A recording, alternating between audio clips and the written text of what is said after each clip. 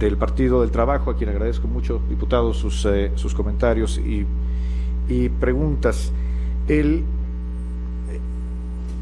Sin duda tenemos un escenario de riesgos que está ya reflejado en los parámetros que proponemos en los criterios generales de política económica. El riesgo más inmediato es la economía de los Estados Unidos y estamos ya pronosticando un escenario de crecimiento muy débil en la economía de los Estados Unidos, un crecimiento para el año que entra del 2%. Este escenario puede ser incluso más complejo en virtud de la discusión que hay sobre la situación fiscal de los Estados Unidos.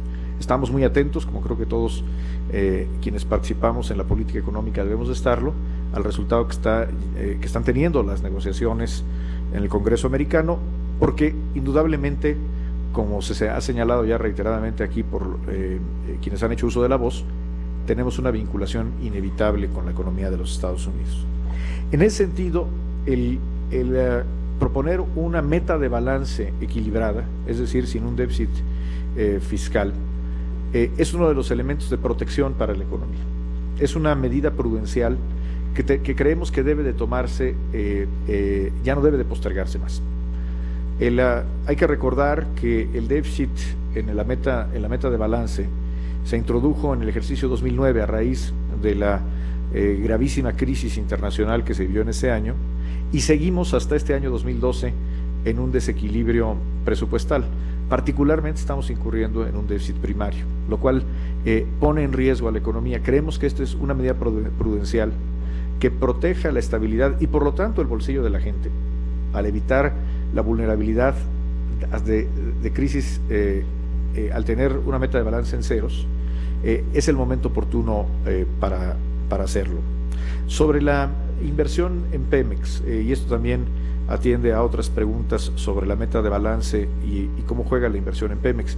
Quiero decir que aquí estamos siendo no solamente absolutamente transparentes con respecto a la meta de balance y el no incluir en ella la inversión en Pemex, pero no solamente estamos siendo transparentes, y esto también atiende a una pregunta del diputado Altamirano del Partido de la Revolución Democrática.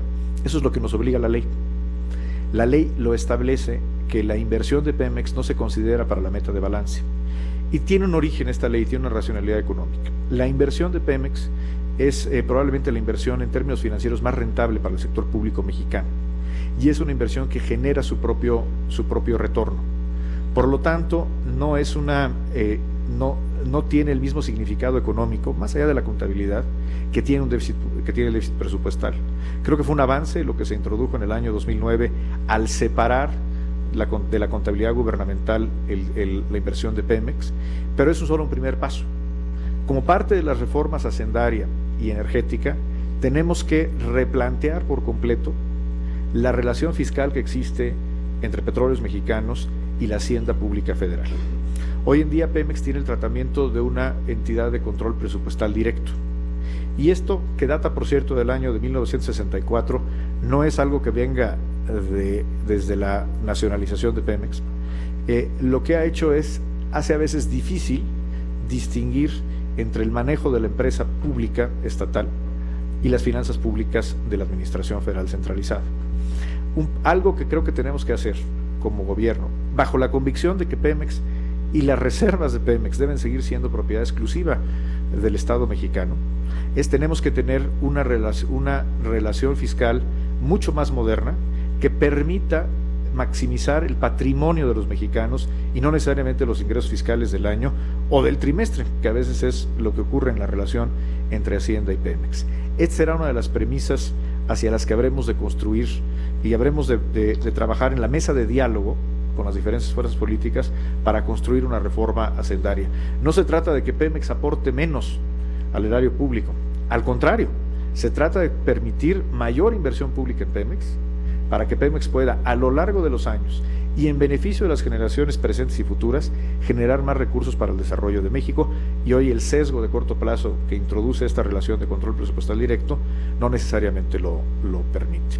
Pero el paso que se dio en 2009 al separar la inversión de Pemex es un paso importante en la dirección correcta. Con respecto a la consolidación, yo coincido, el régimen de consolidación debe de revisarse. Esto es algo que está reflejado en el Pacto por México y el calendario para la revisión del régimen de consolidación es el año que entra. No debemos de esperar mucho más. Creo que el régimen de consolidación, que tiene virtudes y desventajas, hoy en día genera es uno de los elementos que contribuye a que tengamos un régimen fiscal inequitativo, en el que no todos los que deberían de pagar están pagando, particularmente algunos grandes contribuyentes. Y bueno, con respecto al por qué crecen los ingresos petroleros, hay que tomar en cuenta que no solamente es el precio del crudo, es el precio del gas, donde estamos esperando una recuperación, y sí efectivamente estimamos que habrá una trayectoria no estática en el precio de las gasolinas, que dependerá mucho del precio de importación de las gasolinas. Como lo anunciamos la semana pasada, el apoyo, que técnicamente no es un subsidio, pero lo podemos, económicamente sí es un subsidio, es un subsidio regresivo, del que no se benefician los que menos tienen y que además genera daños al medio ambiente por un consumo excesivo de combustibles fósiles, particularmente de gasolina. Es algo que tiene que revertirse, pero no se puede revertir de un día para otro. Los efectos inflacionarios que tenía y el impacto que tendría en los bolsillos de las familias mexicanas no sería razonable hacerlo. Entonces es algo que tiene que revisarse mes a mes y es algo que hará la Secretaría de Hacienda en el uso de sus facultades durante el próximo año.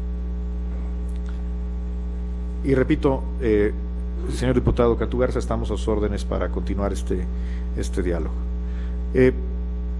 Diputado